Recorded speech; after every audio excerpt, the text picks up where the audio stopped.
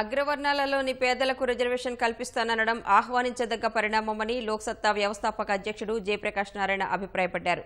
Reservation పొందుతూ ఒక స్థాయికి చేరిన వ్యక్తులు సామాజిక బాధ్యతగా రిజర్వేషన్ వదులుకుని తమ కులంలోని పేదలకు అవకాశం కల్పించాలని జేపీ విజయవాడలో కోరారు. మన సమాజంలో దేశంలో అన్ని రాష్ట్రాల్లో కూడా ఈ సమాజాన్ని నెట్టనెలుగా చీలుస్తున్నటువంటి సమస్య, అన్ని వర్గాల్లో యువతలో ఆవేశాన్ని తెస్తున్న సమస్య ఉన్నట్టు రిజర్వేషన్ల సమస్య. కాబట్టి ఇవాళ నిరుపేదలకు రిజర్వేషన్ ఫలితాలు కొంత అందాలని చెప్పిన ఒక ప్రయత్నం చేయడం మంచిదే. కానీ సుప్రీంకోర్టు 50% రిజర్వేషన్ల పరిమితి విధించింది. ఆ పరిమితి అట్లా ఉండి దానిలో 50%లో 10% కనుక అగ్రవర్ణాల పేదలకు అని చెప్పంటే ఖచ్చితంగా సమాజంలో రాజకీయంగానూ సామాజికంగానూ చాలా పెద్ద సంక్షోభం వస్తుంది. ఇది సాధ్యమే పని కాదు. అలా కాక 50% పైగా అని చెప్పంటే మరి సుప్రీంకోర్టు ఏమంటుందో చూడాలి. ఖచ్చితంగా సుప్రీంకోర్టుకి వెళుతుంది విషయం. అంచేత సంకల్పం మంచిదే.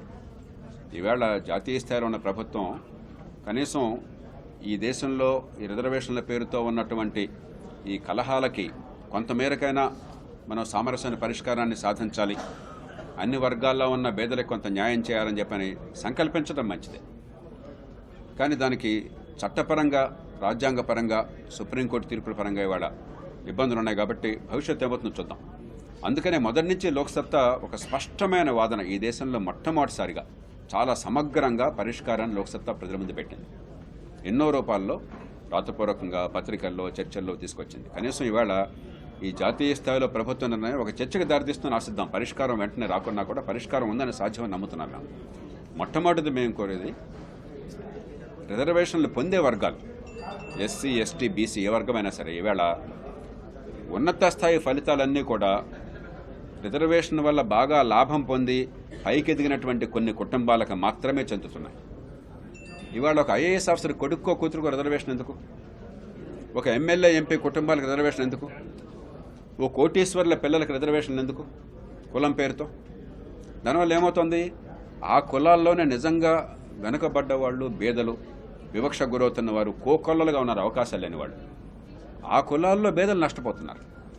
కాబట్టి ఆ కులాలకి ఇచ్చేటువంటి అవకాశం డబ్బున్న వాళ్ళకి, బాగా ఎదిగిన వాళ్ళకి, ఇప్పటికే రిజర్వేషన్ వల్లనో ఇంకో రకంగానో ప్రతిభ వల్లనో మంచి ఫలితాలు పొంది మంచి జీవితం పొందిన వాళ్ళకి కాదు కావాల్సింది. ఆ కులాల్లో అణగారిన వారికి, విచక్షణ గురవుతున్న వాళ్ళకి, అవకాశాలు లేని వాళ్ళకి. దానికి ఎలా గుర్తించడం పెద్ద కష్టం కాదు. వాళ్ళ ఉద్యోగ స్థాయిని బట్టి గుర్తించు. గవర్నమెంట్లో ఆఫీసరు, ఒక డాక్టరు, లేకపోతే ఒక అధికారి స్థాయిలో ఒక అధికారిగా ఉన్నాడు, ఒక ఎమ్మెల్యే, ఎంపీ, పరిశ్రమల మరి దానిలో ఒక స్థాయికి మించిన ఆదాయం ఖచ్చితంగా ఉన్న మనిషి, ఇలాంటి వాళ్ళని గుర్తించడం అసాధ్యం కాదు. వాళ్ళని తీసేస్తే ఆ ఫలితాలు ఆ కులాల వర్గాల్లో ఉన్న నిజమైన పేదలకు అందుతాయి. మొట్టమొదటి అపని చేయాలి.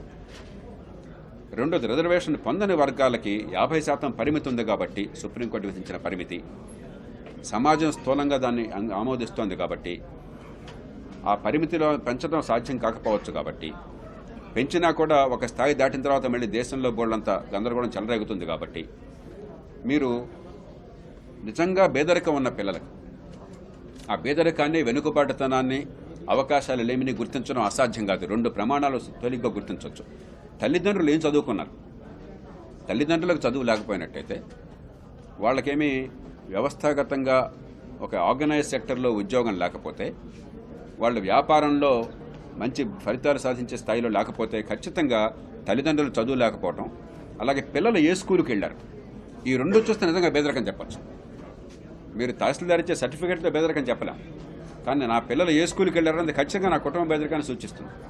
పాప 200-300 రూపాయల ఫీజులు, లేకపోతే ప్రభుత్వ స్కూల్కే గ్రామ ప్రాంతాల్లో వెళ్ళారు అంటే ఖచ్చితంగా వాళ్ళ పేద కుటుంబాలు వాళ్ళే ఉంటారు. నేను సర్టిఫికేట్లు తెచ్చినా కూడా నా పిల్లలు 5,000 రూపాయలు నెలకి ఫీజు కట్టే స్కూల్కి వెళ్తే వాళ్ళు పేదలు ఎట్లా అవుతారు? కాబట్టి గుర్తించడం అసాధ్యం కాదు.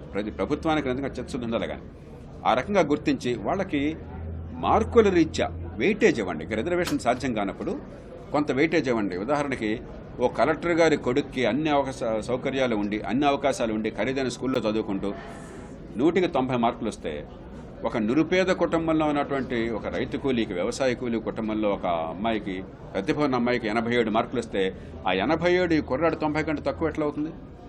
మనం సరిగ్గా ప్రతిభని గణించాలి.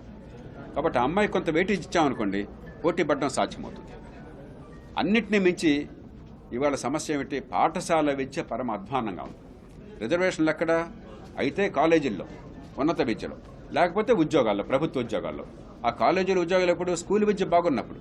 అసలు స్కూల్ విద్య పరమ చండాల ప్రమాణాలతో ఉంటే ఎన్నో సందర్భాలు లోక్సత్తా ప్రకటించింది. ప్రపంచంలో 74 దేశాల్లో మన దేశంలో స్కూల్ విద్య 73వ స్థానంలో ఉంది. మన పిల్లల్లో 100కి 60 మందికి చిన్న భాగారం చేయడం చేత కాదు 8th క్లాస్లో, 100కి 40 మందికి తీసివేత చేత కాదు, 100కి 30 మందికి చదవడం చేత కాదు. ఇంకా రిజర్వేషన్లు ఏం మాట్లాడుతున్నాం? ఎవరికి ఇలా చదవడం చేత కాని వాళ్ళు, భాగారం రాని వాళ్ళు, నిరుపేదల పిల్లలు, సరైన స్కూల్ లేని వాళ్ళు.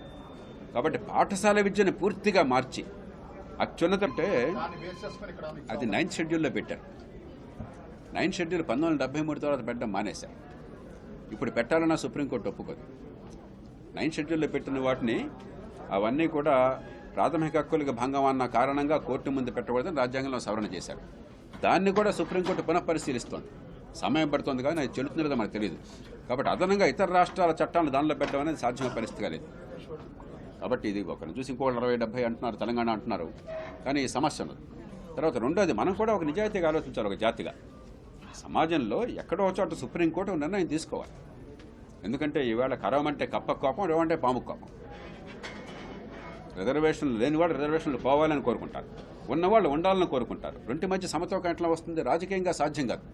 ఓటు బ్యాంకుల రాజకీయం ఉన్నప్పుడు, ఇప్పుడు ఏ మాట అన్నా కూడా ఓట్లు పోతాయనే భయంతో రాజకీయం నడుస్తున్నప్పుడు రాజకీయ నిర్ణయం చేయలేదు. కాబట్టే న్యాయ వ్యవస్థ సహజంగానే రాజ్యాంగంలో ఉన్నటువంటి మూల సూత్రాలకు కట్టుబడి ఈ రాజ్యాంగ ప్రకటనలకు భాష్యం చెప్పే బాధ్యత న్యాయ వ్యవస్థది. వారు ఒక నిర్ణయం చేశారు.